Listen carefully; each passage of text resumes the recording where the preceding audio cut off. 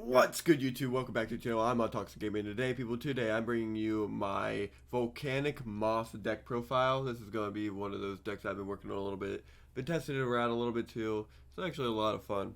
And I've been really enjoying how this deck plays. And yeah, I think it's very good. Like, you know, I don't think I've lost with it yet.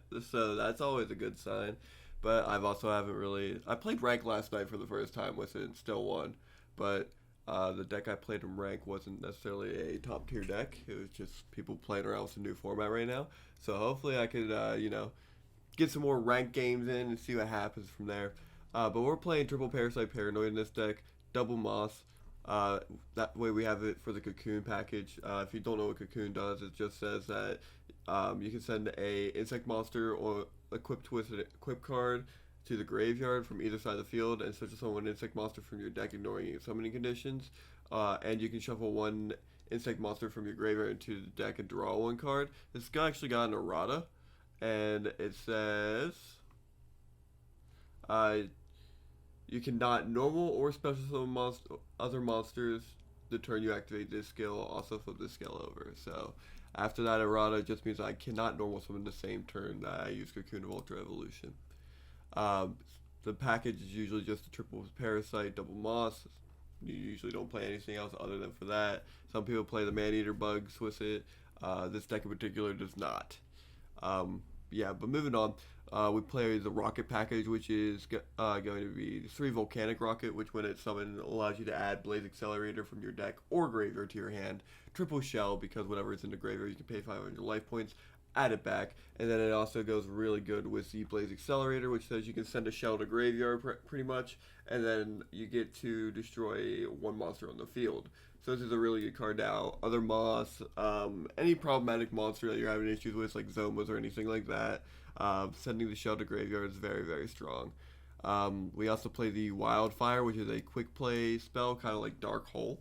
You pay 500 life points to destroy your Blaze Accelerator cards on the field, and then you get to destroy as many monsters on the field as possible. So you flip this up, send this to the graveyard, destroy all monsters on the field, and then you get to special summon one Wildfire token in attack position, and monsters can attack the turn you activate this effect. But it's a quick play spell, so you're just kind of using this during your opponent's turn anyway.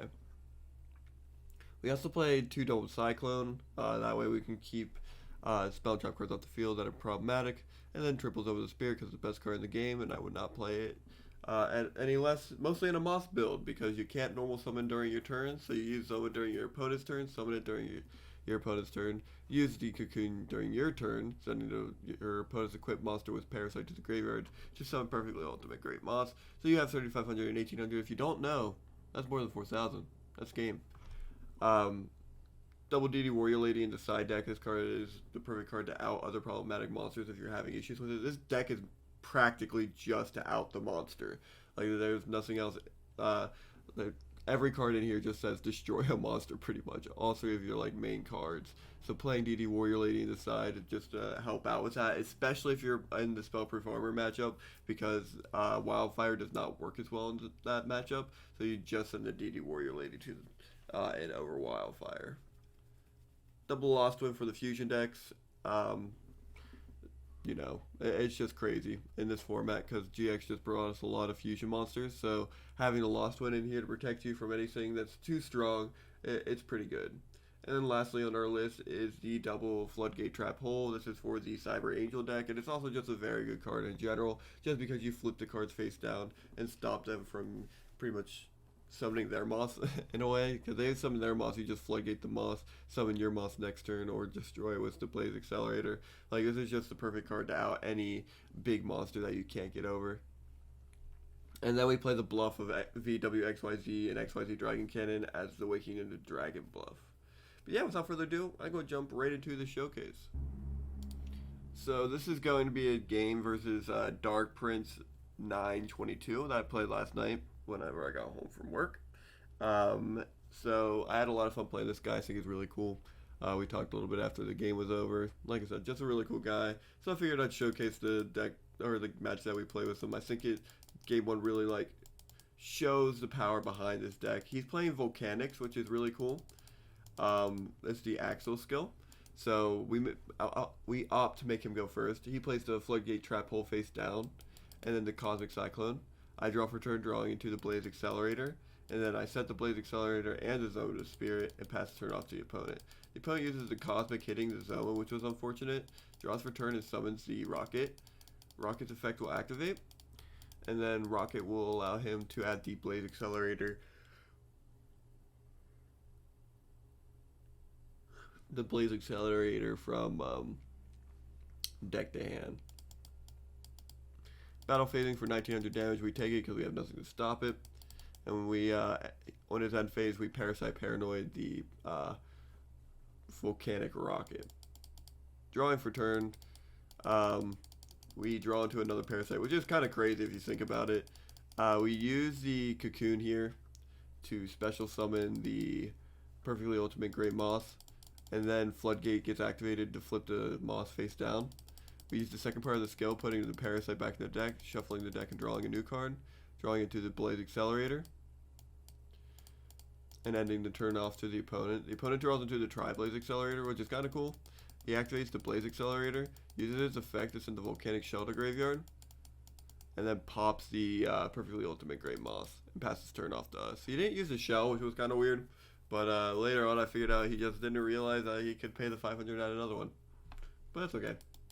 Draw into the Volcanic Rocket, summons the Rocket, and then attacks the opponent directly.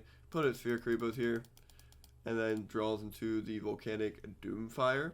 Uses the effect of Blaze Accelerator deployment, turning Blaze Accelerator into Tri-Blaze Accelerator, and then tributing the Blaze Accelerator to summon the Volcanic Doomfire. Now, if you don't know what this card is, it's actually really crazy.